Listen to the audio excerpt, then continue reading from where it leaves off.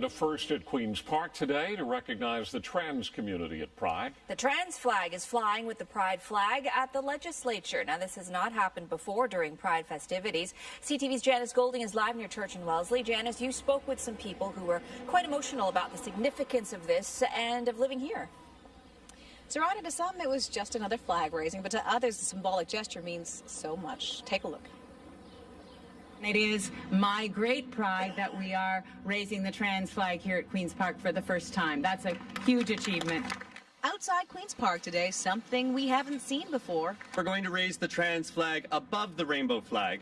We believe this is an important symbolic gesture to make sure that we're continuing to center the conversation and our activism around the more marginalized parts of our community.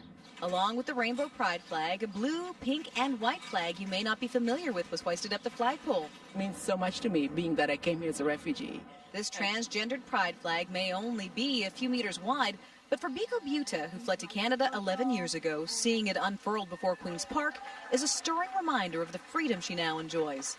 I am transgender. I moved here from Kenya seeking asylum because it was illegal to be who I am in my country.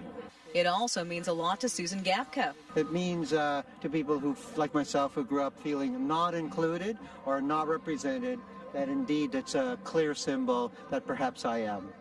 This flag raising comes just days after the Senate passed Bill C-16, a bill which adds a protection of gender identity and expression to the Human Rights Code.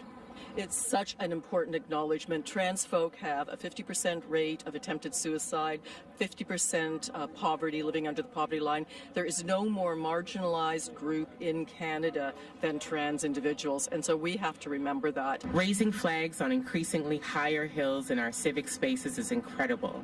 While some may pass by the flag oblivious to its meaning, for those who raised it today, it means acceptance and inclusion. And there are quite a few activities planned for the transgender community this week, including a community fair that will be taking place at Allen Gardens on Friday. Also on Friday, the annual Trans March, which kicks off at 6:30 p.m.